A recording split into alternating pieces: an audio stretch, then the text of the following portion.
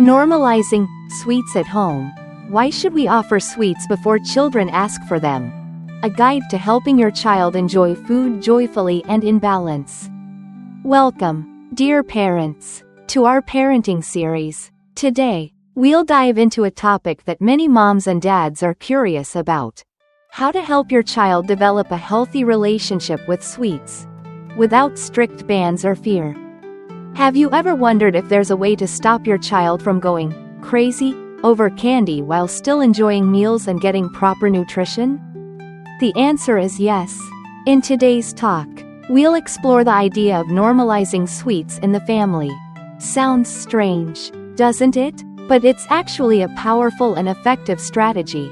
We'll discuss why not turning sweets into rewards or forbidden items is so important.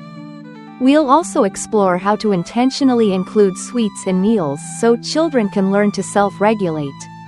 Most importantly, we'll talk about the power of patience and the trust parents need to offer their children during this process, helping you feel more at ease as their guide. And finally, how you, the parent, can feel confident and comfortable when applying this approach. Ready? Let's begin the journey of normalizing sweets, from worry to peace.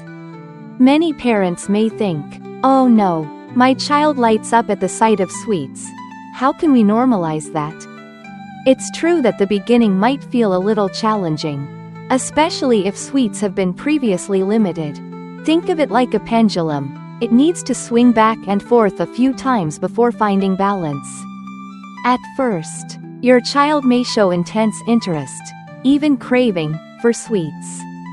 That's completely understandable because sweets were once a forbidden zone, a treat they rarely had access to.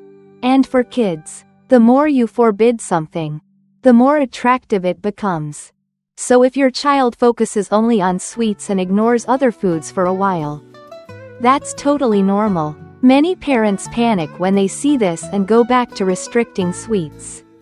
But please trust that this phase won't last forever.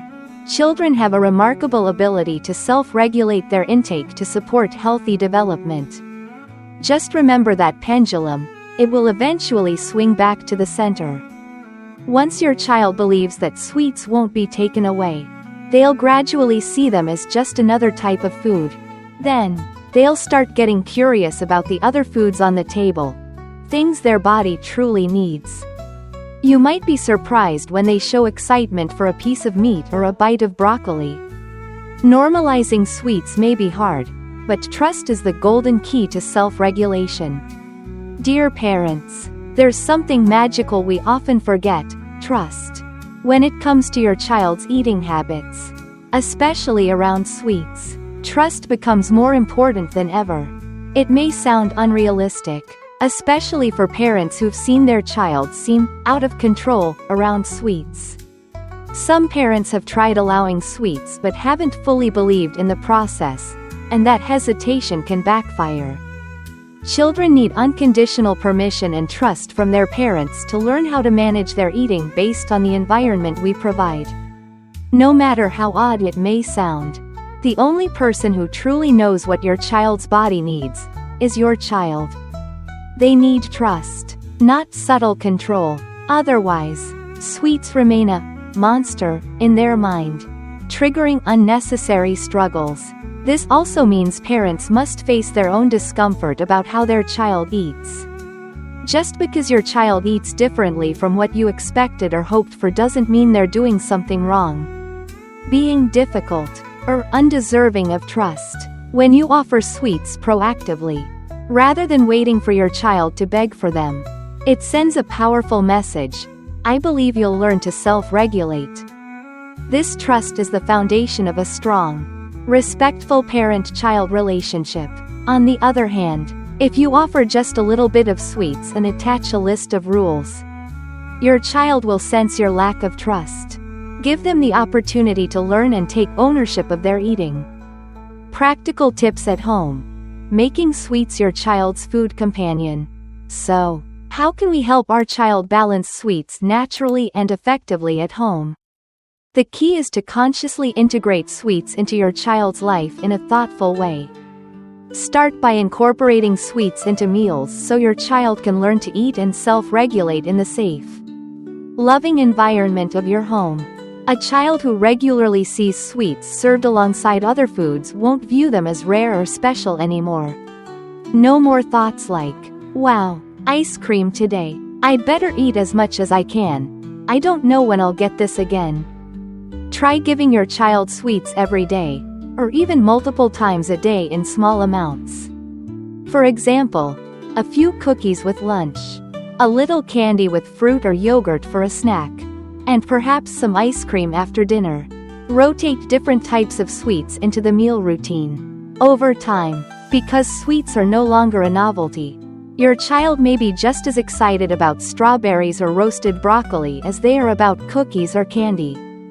Eventually, you'll even see moments when your child leaves behind the sweet part of a meal or snack simply because they've listened to their body and know they've had enough. When sweets are emotionally on the same level as other foods, your child will eat them if they want to, but without pressure, because they know they'll have access to them again soon. More important than how often your child eats sweets is how you present them. At home, how do you talk about sweets? Have you ever told your child sweets are bad or unhealthy? Do they feel shame or guilt when eating them? Do they sneak sweets or constantly crave them? Remember, when sweets are restricted or labeled negatively, they instantly become more tempting. You can normalize sweets by modeling healthy attitudes. If your child sees you enjoying sweets without guilt, shame, or judgment, "No, you're being naughty for eating that cookie," or "Good job for staying away from candy today," they'll learn that too. The surprising benefits: a happier, healthier eating experience for all. When we consistently apply these strategies, we'll see wonderful changes, not just in our child, but in ourselves as well. Here are some unexpected benefits of normalizing sweets. 1. Your child learns to trust food and their own body. This reduces anxiety around missing out on certain foods, especially sweets. They'll feel freer and more curious to explore all kinds of foods and build genuine enjoyment for them. 2. Sweets become just another food. Parents often categorize food based on nutrition value, but this can confuse children. When all foods are approached equally in an emotional sense, with no favoritism, kids can better learn what their body truly needs. Children are born with the ability to self-regulate food intake. With regular exposure to a variety of foods, they will naturally meet their nutritional needs over time. 3. Parents return to their rightful role.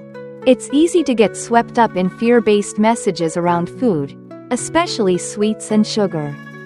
When we serve food with fear, we activate restrictive feeding behaviors, mistrust in our child's ability to self-regulate, and a tendency to control what and how much they eat.